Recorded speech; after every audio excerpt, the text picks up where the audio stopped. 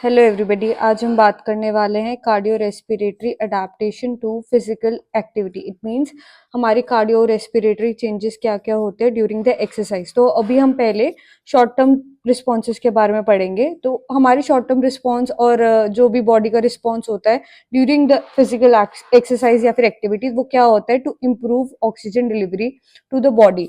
Oxygen हमें ज़्यादा चाहिए होती है किसी भी फिजिकल एक्टिविटी के दौरान, एक्सरसाइज के दौरान, ताकि हम जो हमारा ऑक्सीजन लेवल है बॉडी का वो मेंटेन कर सके और एनर्जी प्रोड्यूस कर सके। एनर्जी प्रोड्यूस करेंगे तो हमारा वेस्ट प्रोडक्ट भी ज्यादा होंगे, तो हमारा जो प्राइमरी आउटकम होता है बॉडी का कि वेस्ट रिमूवल भी साथ में करना है। ऑक्सीजन भी चाहिए एंड हमारा वेस्ट रिमूवल भी साथ के साथ होगा। तो हमारे क्या क्या सिस्टम काम करेंगे? सबसे पहले तो हमारा कार्डियो रेस्पिरेटरी कार्डियोवैस्कुलर सिस्टम काम करेगा। उसमें सबसे पहले हमारा हार्ट रेट बढ़ेगा एंड स्ट्रोक वॉल्यूम बढ़ेगा। अब हार्ट रेट क्यों बढ़ेगा? ताकि हमारा जो ब्लड का जो सप्लाई है वो मेंटेन रहे, तो उसके लिए हार्ट जल्दी जल्दी जल्दी जल्दी पंप करेगा एंड हमारा जो हार्ट रेट है वो बढ़ जाएगा। देन स्ट्रोक वॉल्यूम बढ़ेगा। Now what is stroke volume? Stroke volume हमारा वॉल्यूम ऑफ ब्लड है जो एक हार्ट बीट में हमारा ब्लड पंप होता है हार्ट के थ्रू, ठीक है, वो हमारा स्ट्रोक वॉल्यूम होता है। तो ब्लड का वॉल्यूम भी बढ़ रहा है हार्ट के थ्रू पंप होने का, और हार्ट रेट भी बढ़ रही है।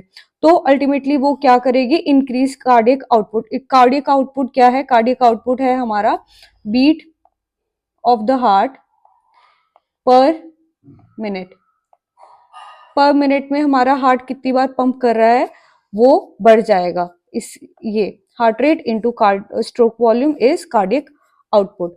हार्ट का आउटपुट, कार्डियक आउटपुट बढ़ जाएगा, ठीक है। देन हमारा ब्लड फ्लो रीडिस्ट्रीब्यूशन, हमारे जो ब्लड है बॉडी में वो दूसरे ऑर्गन्स के पास जाने की जगह वो मसल की तरफ जाएगी, वो वर्किंग मसल की तरफ जाएगी। क्यों? ताकि हमारी जो मसल है वो एडिक्वेटली काम कर पाए, उसके पास सप्लाई जो है ब्लड की वो एडिक्वेट रहे। इसलिए हमारी जो रीडिस्ट्रीब्यूशन है ब्लड की वो मसल्स की तरफ जाएगी। देन हमारा थर्ड सिस्टम है जो काम में आएगा वो है रेस्पिरेटरी। रेस्पिरेटरी कैसे काम आएगा? हमारी जो ब्रीदिंग रेट है वो बढ़ जाएगी और हमारा टाइडल वॉल्यूम भी बढ़ जाएगा। ब्रीदिंग रेट क्यों बढ़ेगी? ताकि हमें ऑक्सीजन का जो लेवल है वो मेंटेन कर सके, एयर जो है एडिक्वेटली अंदर जाए हमारे लंग्स के। एंड टाइडल वॉल्यूम क्या है? टाइडल वॉल्यूम इज हमारा जो एक मिनट में हमारी ब्रेथ इन एंड आउट हो रही है, जो वॉल्यूम है एयर की, उसको हम टाइडल वॉल्यूम कहते हैं, ठीक है। तो इसकी वजह से क्या होगा? हमारी वेंटिलेशन बढ़ जाएगी।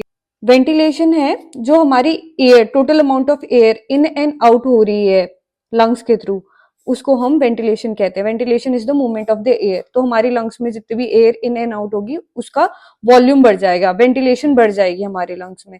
तो हम वाइंड अप करते हैं, हमारा कार्डियोवेस्कुलर सिस्टम में हार्ट रेट, स्ट्रोक वॉल्यूम बढ़ जाएगी जिसकी वजह से कार्डियक आउटपुट बढ़ जाएगा। देन हमारी जो ब्लड सप्लाई है वो हमारी वर्किंग मसल्स की तरफ चली जाएगी। एंड रेस्पिरेटरी में ब्रीदिंग रेट बढ़ जाएगा, हमारा टाइडल वॉल्यूम बढ़ जाएगा जिसके वजह से हमारा वेंटिलेशन बढ़ जाएगा।